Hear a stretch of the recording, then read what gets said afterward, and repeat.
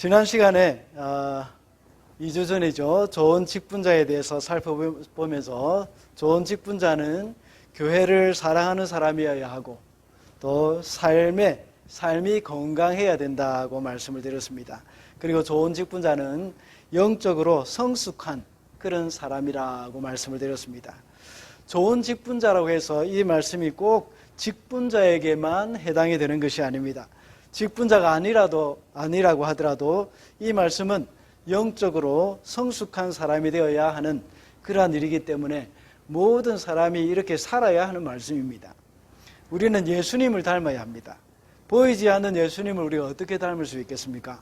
하나님의 말씀이 기준이 되어야 하고 또 하나님의 말씀대로 살아가고 있는 직분자들의 그 삶을 보고 따라가는 것입니다. 그래서 직분자가 아니라도 이 말씀을 깊이 마음에 새기고 그대로 살아야 하는 것입니다. 이번 주일에도 역시 좋은 직분자라는 제목으로 말씀을 살펴보도록 하겠습니다. 이제 직분자 선출을 위한 공동의회가 한 주 앞으로 이제 다가왔습니다. 많은 나라들은 대통령이나 지방자치단체장들을 이렇게 세울 때에 또는 국회의원을 세울 때에 이렇게 국민들이 투표를 해서 세웁니다. 그리고 이렇게 투표를 해서 선출되는 그 공직자들은 참 국민들이 많이 존경하는 마음을 가지고 있습니다. 그런데 유독 한국에는 다른 나라에 비해서 공직자들을 그렇게 존경하지 않는 것 같다는 생각이 참 많이 듭니다. 왜 그렇겠습니까? 공직자에 대한 신뢰도가 많이 무너져 버렸기 때문입니다. 공직자의 윤리의식이 많이 희미해져 버렸고 공무원들의 좀 잘못하는 부분들이 참 많이 나타나기 때문입니다. 공직자는 본래 봉사하고 섬기는 자리라고 생각하기보다는 좀 출세해서 성공하는 길이라고 생각하는 그런 사람들이 가진 그런 부작용일 것입니다. 그래서 자기 힘으로 사람들을 자기가 가진 그 권력의 힘으로 사람들을 지배하려는 그런 마음과 그리고 또 권위를 내세우려고 하는 그런 마음이 있기 때문에 아마 참 많은 부작용들이 발생하지 않나 하는 생각이 듭니다. 가슴 아프게도 참 신앙생활 하는 데 있어서도 역시 안수집사, 권사, 장로가 된다고 한다면 교회에서 승진을 한다는 그런 생각을 가지고 있는 사람들이 많습니다. 우리 교회 안에서도 좀 그런 분들이 있는가 하면 교회 밖에서는 더욱더 이런 대부분 다 이렇게 생각하는 분들이 많이 있습니다. 이 장로님이 되면 이 교회에서 제일 높은 권력을 가지고 있는 사람으로 생각을 합니다. 이것은 잘못된 것이죠. 이 직분은 희생의 길이고 또 섬김의 길이고 십자가의 길이라는 사실을 우리는 명심을 해야 합니다. 이런 마음이 없이 직분을 맡게 되면 자기도 모르게 직분이 하나의 큰 벼슬로 이렇게 생각이 되기가 쉽습니다. 그래서 직분자로 선출이 되면 참 세상적으로 아주 큰 영광이라고 생각하고 기뻐합니다. 그러나 반대로 선택이 되지 않는 사람은 크게 마음이 상해가지고 시험에 들거나 또 교회를 떠나는 그런 경우까지도 생기는 겁니다. 그리고 많은 경우 자신과 또 친한 이 사람의 신앙이나 영적인 그런 성숙도 이런 것들과 상관없이 자기하고 친한 사람을 뽑아주려고 노력을 하기도 하고 막 선거운동도 하고 이렇게 하는 그런 부분들도 간혹 있는 교회도 있습니다. 우리 교회는 아닌데. 그래서 오늘은 지난 시간에 이어서 계속해서 좋은 직분자는 어떤 사람인지 좀 더 살펴보는 시간을 가지도록 하겠습니다. 첫째로 좋은 직분자는 진실한 사람입니다. 8절과 9절 말씀입니다. 다 같이 읽어주시겠습니다. 이와 같이 집사들도 신중하며 한 입으로 두 말을 하지 않으며 술에 탐닉하지 아니하며 부정한 이득을 탐내지 아니하며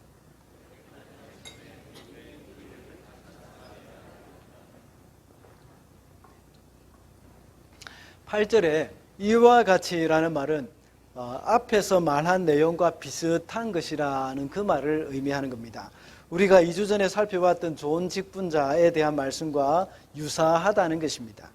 그래서 오늘 본문에서는 집사라고 표현이 되어 있지만 역할적인 부분에서는 대부분 다 이런 직분자, 집사뿐만 아니라 직분자들을 말하는 것입니다. 집사라는 말은 이 봉사하는 자라는 그 말을 좀 더 포괄적으로 사용되어져야 하는 겁니다. 그 의미로 사용되어져야 하는 겁니다. 이런 사람들에 대해서 말을 하고 있는 8절과 9절의 말씀은 한마디로 말하자면 진실한 사람을 일컫는 것입니다. 먼저 언어 생활에 있어서 진실해야 함을 말씀하고 있고, 그가 말하는 그가 하는 말이 실수를 할 수도 있습니다. 그런데 그것보다 더 중요한 것은 중심이 더 중요한 겁니다. 실수하는 것과 진실하지 못하다는 것은 좀 다르죠. 저도 실수를 굉장히 많이 합니다. 이런 말을 해야 되는데 또 저런 말을 할 때도 있고, 머릿속으로는 이 말을 해야지 생각하면서 입술은 다른 말을 할 때도 있고, 좀 그런 말을 실수가 많이 있는데, 여러분들이 저를 참 잘 용납해 주시는 것은 좀 그래도 제 마음 중심을 알아주시기 때문에 용납을 해 주시는 줄 압니다. 오늘 본문에서 또 술을 탐닉하지 않는 것에 대해서도 말씀을 하고 있는데, 이것은 지난 시간에 이 말씀과 관련해서 음주에 대해서 말씀을 드린 적이 있습니다. 직분자로서 술을 마신다는 것은 적절하지 못하다는 것을 제가 말씀을 드렸습니다. 그 길이 바로 논란을 없애고 교회의 덕을 세우는 길이라고 할 수 있습니다. 그렇게 해서 책망받는 것이 없어야 한다고 했습니다. 또 한 가지 진실해야 될 부분은 무엇인가 하면 경제 생활에 있어서 진실해야 합니다. 본문에서는 부정한 이득을 탐내지 아니하며 라고 말씀하고 있습니다. 이 말씀은 정직한 경제 생활을 해야 한다는 말씀입니다. 열심히 일을 해서 정당한 수입을 가지라는 것입니다. 정당한 수입에 대한 또 연보 또한 이 직분자들에게서 중요한 부분이라는 겁니다. 오늘은 지난번에 살펴본 말씀에 디모데전서 3장 3절에 보면 돈을 사랑하지 않아야 한다는 말씀과 오늘 본문의 부정한 이득을 탐내지 말아야 한다는 말씀과 관련해서 좀 언급을 하고 넘어가야겠습니다. 좀 분량이 좀 많습니다. 그렇지만 오래 하지 않겠습니다. 오래 하지 않고 평소 때와 똑같이 그렇게 하도록 하겠습니다. 이것은 11조에 관한 말씀입니다. 이 부분에 대해서 지난 1월달에 재직 및 직분자 세미나에 대해서 세미나를 하면서 말씀드린 적이 있습니다. 지난 시간에 말씀드렸던 술과 담배 이 부분에도 역시 지난 1월달에 한번 말씀드린 적이 있었죠. 이 부분이 우리 직분자들에게는 중요한 부분이기 때문에 그렇습니다. 한국에서는 15년에서 20년 정도 전에 11조에 관한 논쟁이 좀 있었습니다. 그 11조를 반대하는 사람의 주장하는 것 중에 하나가 뭔가 하면 이 11조가 구약의 율법인데 이것을 신약에 와서 굳이 꼭 지켜야 하는가 하는 그런 주장이었습니다. 그럴 필요 없다는 주장이었습니다. 그러나 11조는 이 율법이 아니라 율법 전에 있었던 것입니다. 율법 전에. 우리가 잘 알고 있는 것처럼 창세기 14장에 보면 아브라함이 이 율법이 생기기 전에 11조를 멜기세덱에 바친 것입니다. 이 멜기세덱은 바로 예수 그리스도를 예표하는 인물이라고 했죠. 그 이후로 야곱도 역시 11조를 서원했었습니다. 이것이 나중에 모세가 율법으로 제정을 했던 것이죠. 이렇게 율법 이전에 있었던 것은 11조뿐만 아니라 할례 의식도 역시 율법 이전에 있었습니다. 그래서 이 사람들은 율법보다 더 우선에 이것을 생각하면서 꼭 지켜야 했던 것입니다. 율법에서 금지한 그런 안식일날조차도 할례는 꼭 했었습니다. 왜냐하면 이것은 율법 위에 있기 때문에 그렇습니다. 그런데 11조가 신약에서 없어지지는 않았습니다. 마태복음 23장 23절에 보면 박하와 회향과 근체의 11조는 너희가 두리되 율법에 더 중한 바 의와 인과 신은 버렸도다 하면서 예수님께서 이 종교 지도자들을 아주 신랄하게 야단을 치셨습니다. 그렇게 하면서 이것도 행하고 저것도 버리지 말아야 할지니라 하고 말씀하셨습니다. 이 말씀은 유대 종교 지도자들이 11조를 아주 철저하게 했던 반면에 그 정신은 버렸다는 것입니다. 거기에 대해서 책망을 하시면서 율법 정신을 가지고 11조를 잘 하라 하는 그 말씀이었습니다. 이것을 떠나서 신약에 와서는 11조의 이상의 것을 항상 해왔습니다. 사도행전에 보면 그 누구도 자기의 것을 자기 것이라고 주장하지 않았다고 말씀하고 있습니다. 이것은 무슨 말입니까? 그만큼 연보를 하면서 사람들에게 서로를 돕고 교회의 필요를 채워갔다는 것입니다. 그리고 수많은 초대교회 성도들이 가난함에도 불구하고 힘에 부치도록 드리는 그 헌금, 이것이 오히려 11조보다 더 많은 헌금 생활이 이루어졌기 때문에 사도 바울은 신약에 와서는 굳이 11조에 대해서 언급을 할 필요가 없었던 것입니다. 그리고 어떤 분들은 11조가 이스라엘 백성들이 낸 세금이라고 말을 하는 사람들도 있습니다. 물론 11조를 세금처럼 내었을 수도 있습니다. 그러나 말라기 3장에 보면 11조를 내지 않는다고 책망을 하고 있습니다. 말라기 당시에는 페르시아의 속국으로 있었기 때문에 당연히 페르시아에 내야 하는 세금이 그들에게는 있었습니다. 그럼에도 불구하고 하나님은 세금을 내고 있는 그들에게 11조를 내지 않는 것에 대한 책망을 하는 것을 우리가 보게 됩니다. 또한 왕국 시대에도 역시 솔로몬과 다윗과 사울 시대, 또한 분열 왕국 시대, 남유다, 북이스라엘 이 시대에서도 역시 모든 백성들은 왕에게 국가에게 세금을 바치면서도 역시 11조 생활을 했습니다. 이런 것이 신약에서도 이런 11조의 정신이 그대로 계승되어져 오고 있는 겁니다. 우리가 신약에 와서 한 가지 더 생각해야 할 것은 마음의 변화입니다. 마음의 변화.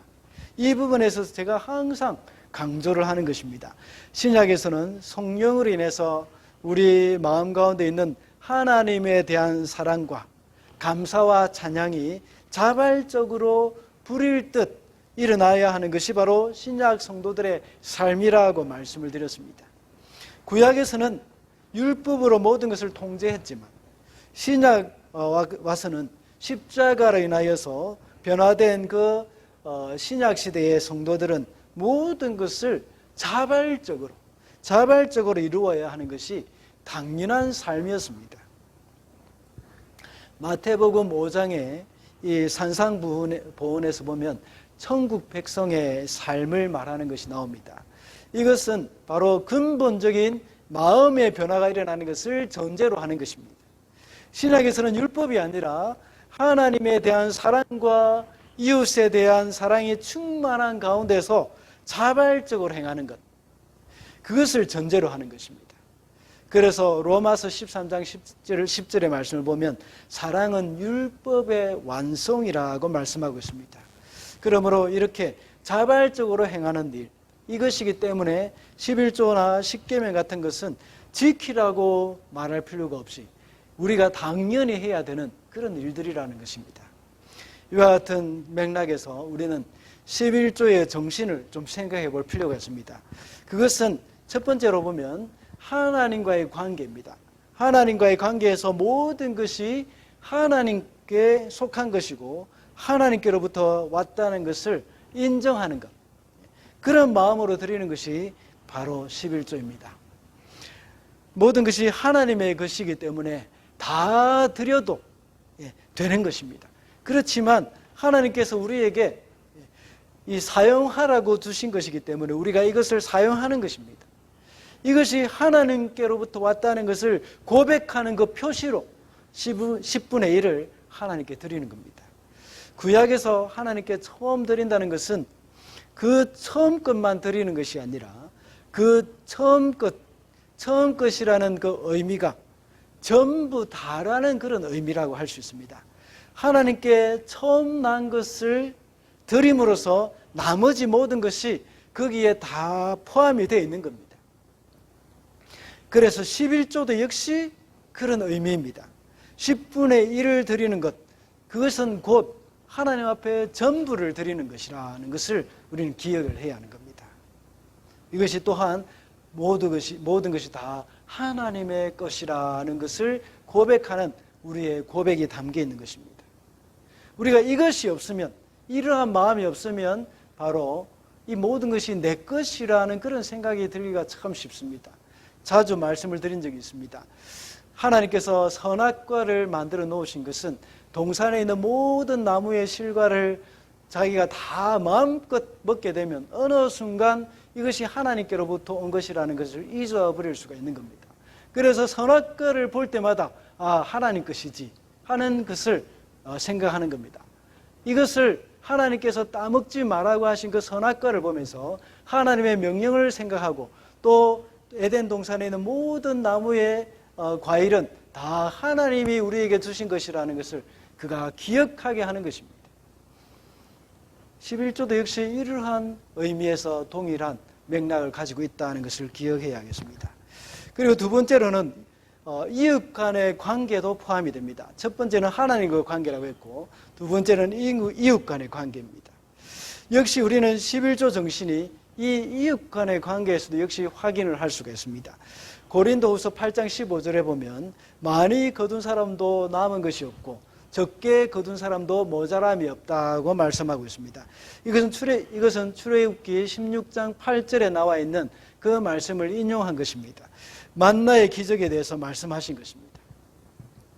이것은 하나님께서 균등하게 모든 백성들에게 다 나누어 주시는 그런 은혜들을 말씀을 하고 있는 것입니다. 구약에서는 3년마다 한 번씩 고아와 과부와 같이 가난한 사람들을 위한 11조가 있었습니다. 하나님께 드리는 11조와 절기를 위한 11조가 있었습니다. 그 중에 가난한 사람들을 위한 11조는 하나님의 백성의 공동체에게 균등하게 나누게 하기 위한 것이라는 것을 우리가 기억을 해야 합니다. 이것이 바로 하나님 나라의 원리입니다. 이웃을 사랑하는 마음으로 내가 기꺼이 하나님께 드린다는 것입니다. 그래서 신약에 보면 바나바와 같은 사람은 집과 밭과 재산을 다 팔아서 초대 교회의 가난한 사람들에게 다 나누어 주기도 했습니다. 그리고 마지막 세 번째로는 보면 나와 물질과의 관계라고 볼 수 있습니다. 이것은 바로 오늘 본문에 나타나는 그런 말씀과 관련이 있는 겁니다. 디모데전서 3장 3절의 말씀과 같이 돈을 사랑하지 않으며 부정한 이득을 탐하지 않는다는 것과 관련이 있는 것입니다. 내가 물질의 종이 되어서는 안 된다는 겁니다. 물질의 종이 되지 않도록 하는 것입니다. 이것이 바로 내 것이 아니라 하나님의 것이라는 것을 알고 물질에 의해서 내가 지배를 받지 않도록 하는 것입니다. 내가 하나님으로부터 받은 것으로 물질에 의해서 지배를 당하는 것이 아니라 내가 물질을 지배하는 차원에서 11조를 하나님께 드리는 겁니다. 이것이 바로 11조의 정신이라고 할 수가 있습니다. 만약 우리가 물질에 대한 탐욕으로 돈을 사랑하거나 부정한 이득을 탐하게 된다면 이것은 바로 죄라고 할 수 있습니다. 그래서 그것을 막기 위한 장치 중에 하나가 바로 11조라고 할 수 있습니다. 물질에 11조를 내야 된다는 또는 물질에 11조를 내야 된다 또는 말아야 된다 하는 그런 논쟁하는 것은 온전한 11조 정신이 아니라고 할 수 있습니다.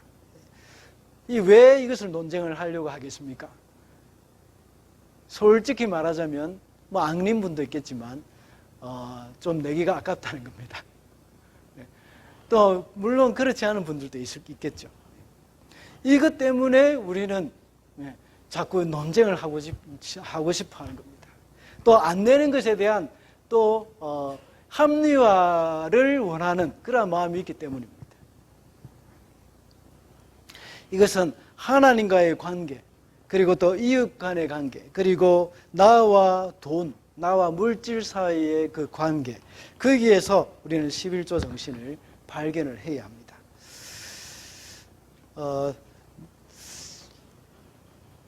어떤 목사님의 글을 제가 읽은 적이 있습니다. 정확하게 목사님의 이름을 제가 기억은 못하겠습니다.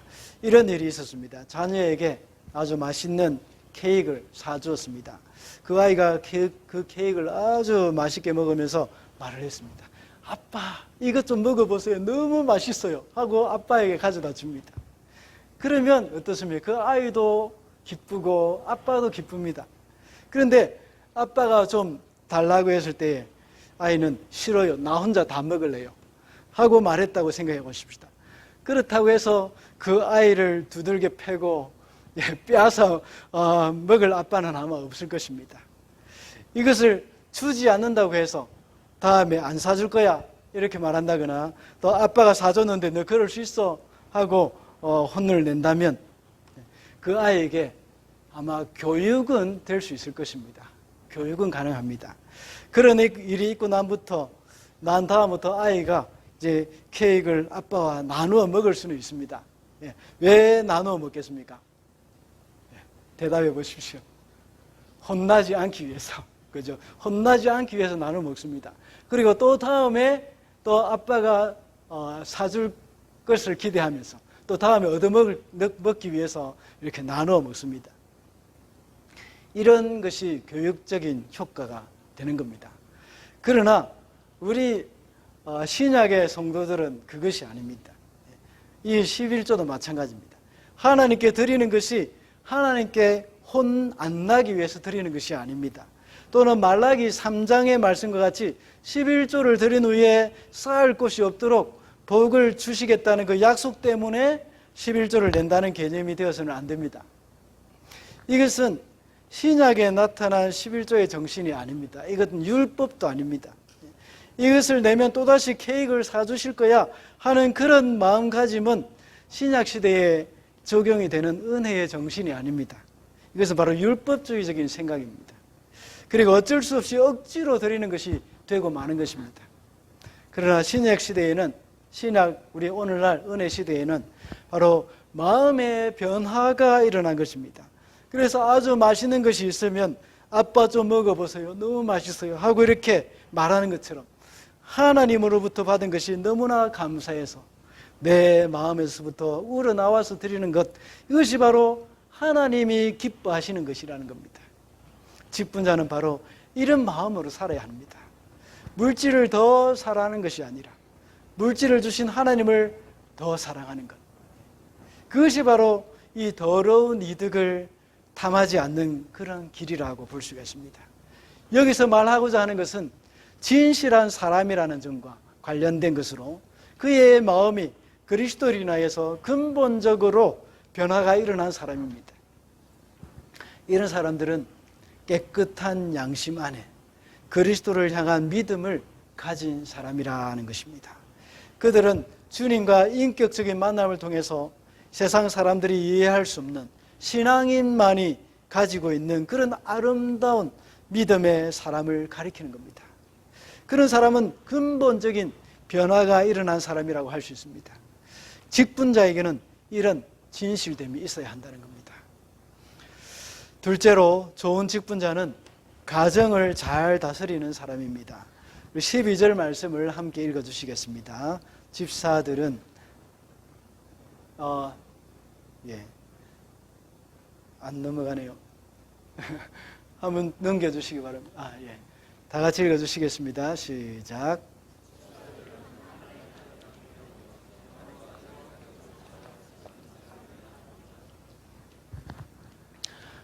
여기서 한 아내의 남편이라는 말씀은 여러 명의 아내를 두지 말라는 것입니다. 고대 헬라 사회에서는 일부 다처제가 허용되었습니다. 그렇지만 그리스도인은 하나님의 창조의 원리에 따른 그 결혼의 틀 안에서 건강한 가정을 이루어야 합니다. 오늘날 수많은 젊은이들이 가정을 이루는 것에 대해서 그것으로 존귀한 가치를 갖고 있지 않는 그런 경우가 얼마나 많은지 모릅니다. 성적으로도 너무나도 문란한 이 시대입니다. 그래서 혼전 성관계뿐만 아니라 이미 결혼한 유부남 유부녀가 너무나도 쉽게 다른 이성에게 눈을 돌리고 있는 그러한 시대입니다. 그래서 심지어 직분자조차도 자신의 배우자 외에는 다른 배우자 외에 다른 이성에게 눈을 돌리고 참 은밀하게 교제를 하는 이런 일들이 참 많이 일어나고 있습니다. 이렇게 해서 가정이 깨어지고 있습니다. 가정 안에서 진정한 제자 훈련이 일어나야 하는데, 이렇게 가정이 깨어져서 어떻게 온전한 제자 훈련이 가정 안에서 일어날 수 있겠습니까? 이것은 심각한 범죄입니다. 오늘날 사회에서 일어나고 있는 이 젊은 청년들이 혼전 성관계 너무나도 당연한 듯이 행하고 있습니다. 그리고 한국 교회에, 한국 사회에, 한국 교회가 아니라 한국 사회에 남자 성인 70% 이상이 배우자 몰래 외도를 했다는 통계가 나온 지 벌써 오래전의 일입니다. 이렇다 보니 그런 성적으로 문란한 그런 일들이 교회에도 그대로 들어오고 있는 상황입니다. 그래서 사도 바울이 고린도 교회에 책망을 하면서 고린도전서 5장 6절에 보면 적은 누룩이 온 덩이에 퍼지느니라 하면서 말씀하고 있습니다. 이러한 성적인 문란함은 그 확산 속도가 정말 누룩이, 적은 누룩이 온 덩이에 퍼지는 것처럼 이 금방금방 교회 안에 퍼져가고 있다는 것을 고린도 교회에 말씀하고 있는 내용입니다. 이런 가운데 직분자는 어떻게 해야 됩니까? 이 성과 결혼 생활에 흠이 없어야 한다는 겁니다. 그래서 한 남편의 아내로서 전적으로 참되고 신실하고 도덕적으로 의심할 데가 없어야 된다는 겁니다. 이러한 일은 교회의 직분자들부터 가정에 대한 바른 생각을 가지고 있어야 합니다. 그래서 직분자는 자녀와 가정을 잘 다스리는 자라야 합니다.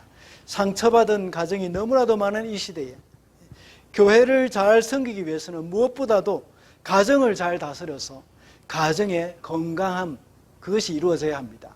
그래서 그 가정 안에서 제자훈련, 온전한 제자훈련이 이루어져야 한다는 겁니다. 법치국가는 법에 근거해서 나라를 다스립니다.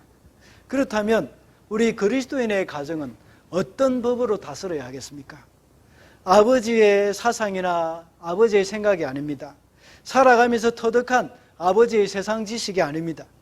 세상의 지혜가 아닙니다.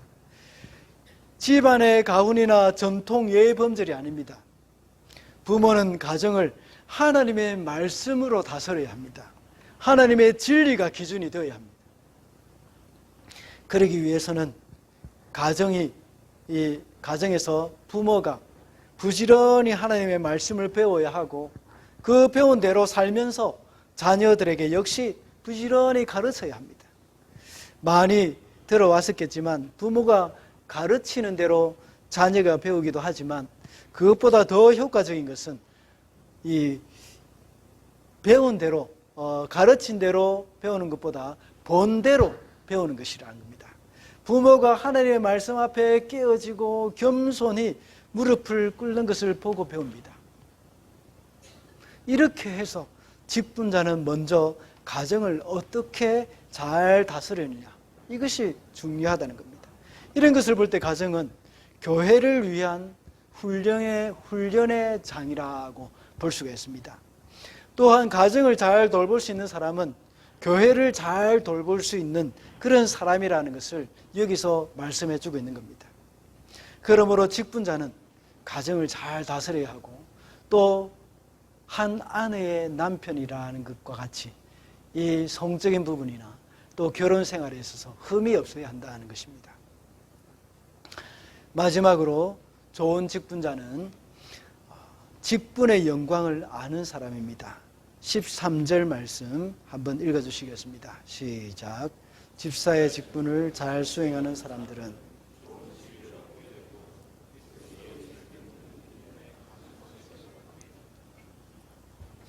13절에 말하는 그런 좋은 지위라는 말은 영적인 성장을 의미하는 것입니다. 영적으로 한 단계 더 올라갔다는 것입니다. 지위할 때에 저 위치를 이야기하는 것이지 않습니까? 그죠? 그래서 좋은 직위를 얻었다는 것은 바로 영적으로 한 단계 위치가 올라갔다는 것입니다. 영적인 성장이 있었다는 것입니다. 곧바로 다음에 나오는 그리스도 예수를 믿는 믿음의 큰 확신을 얻게 되는 것을 이제 말하고 있는 겁니다. 그리스도 예수에 대한 그 믿는 믿음의 큰 확신, 이것이 바로 믿음의 성장을 가리키는 것입니다. 영적인 성장이 있다는 그 자체가 바로 영광스럽고 존귀한 선물입니다. 교회의 직분은 부담이기도 하지만 그리스도의 피로 값주고 사신 교회를 섬기는 그 일은 정말 가슴 벅찬 영광이기도 합니다. 아주 오래전에 있었던 이야기입니다. 제가 뉴스에서 본 내용인데, 대통령이 새로운 장관을 임명하기 위해서 지명을 했는데 그 장관 후보자가 그 소식을 듣고 성은이 만극하나이다 하고 이렇게 응답을 했다고 합니다. 우리 청소년들 아마 잘 모를 겁니다. 성은이 만극하나이다 하는 그 말이. 그게 성은 이렇게 하면 임금님의 은혜라는 말입니다. 만극하다 하면 끝이 없다 하는 겁니다. 이 임금님의 은혜가 끝이 없습니다 하는 그런 말입니다. 제가 그 뉴스를 보면서 느낀 것이 있었기 때문에 그래 이렇게 오랫동안 제가 잊어버리지 않고 기억을 하고 있습니다.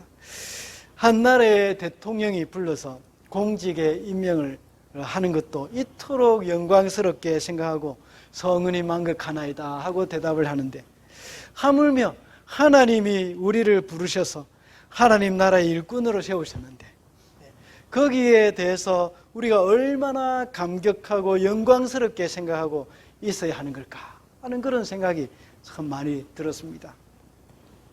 한 나라를 위해서 봉사하는 장관의 일도 참 소중한 일이지만 하나님 나라를 위해서 섬기게 되는 교회의 직분, 이것은 그 무엇과도 비교할 수 없는 존귀하고 영광스러운 일임을 우리는 알아야 합니다.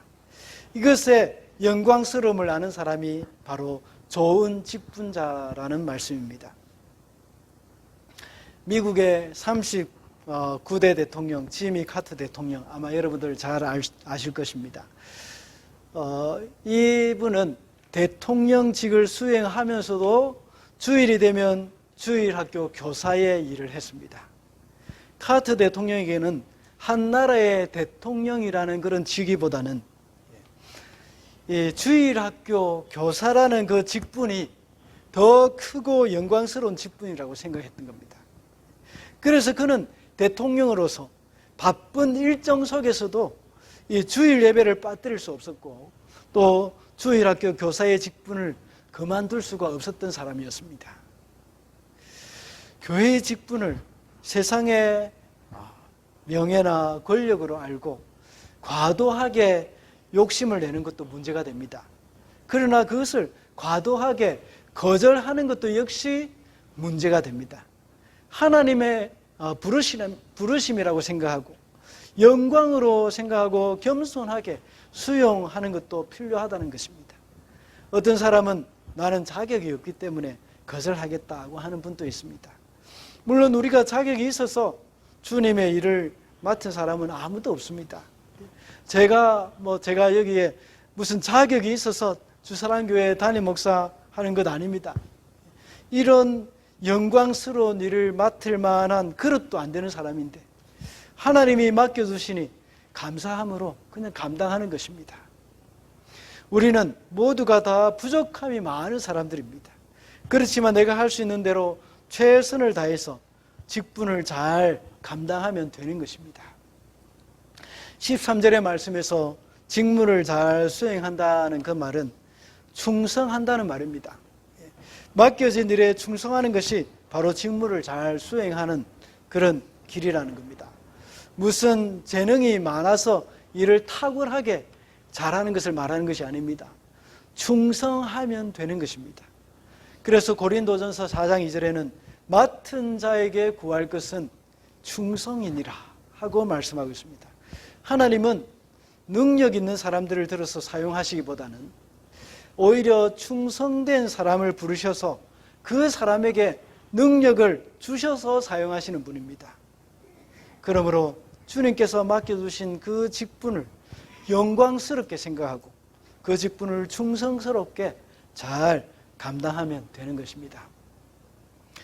말씀을 맺겠습니다. 오늘은 지난 시간에 이어서 좋은 직분자에 대해서 말씀을 살펴봤습니다. 좋은 직분자는 진실된 사람이어야 하고 가정을 잘 다스려야 하며 또 직분의 영광을 아는 사람이라고 했습니다. 그래서 하나님의 나라의 영광스러운 일꾼으로 주님께 쓰임을 받는 저와 여러분이 되시기를 바랍니다.